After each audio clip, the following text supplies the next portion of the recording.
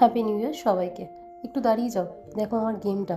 এটা হচ্ছে ইয়ারবাড দিয়ে কয়েনটাকে ব্যালেন্স করে প্লেটে তুলতে হবে। আমার লাইফে ব্যালেন্স হোক না হোক, আমি কয়েনটাকে প্লেটে তুলতে পেরেছি, এটাই হচ্ছে সবথেকে বড় পাওয়া।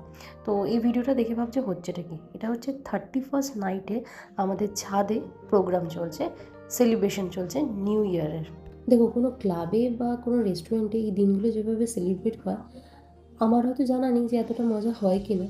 তবে আমি এইটুকুনি জানি, ফ্যামিলির সাথে যারা যারা এই দিনগুলোকে সেলিব্রেট করো তারা জানো কতটা মজা হয়। তো যারা অলরেডি করো তাদের তো আলাদা করে কিছু বলার নেই।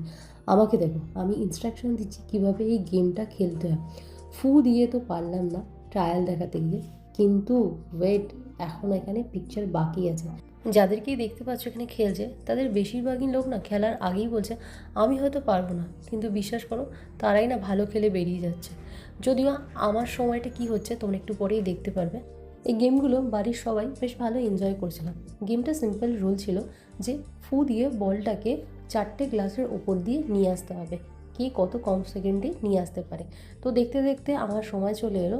আমি রেজাল্টটা কি বলে দেবো, কি হলো আলটিমেট। আমি কিন্তু এটা জিতেছিলাম, এই গেমটা লিটারেলি আমি উইনার হয়েছিলাম। খুব মজা পেয়েছিলাম এই গেমটা খেলে, কারণ আমি জিতে গেছি। আচ্ছা দাঁড়াও, তোমাদের যদি বিশ্বাস না হয় তাহলে শুনে নাও কে জিতেছে। তো বলে ফেলো সুবর্ণা, কে জিতেছে।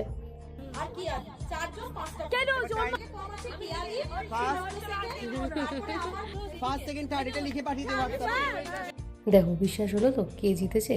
তো দিনটা কিন্তু খুবই ভালো গেছিলো, দিন বলবো না, রাত্রিটা খুব ভালো গেছিলো।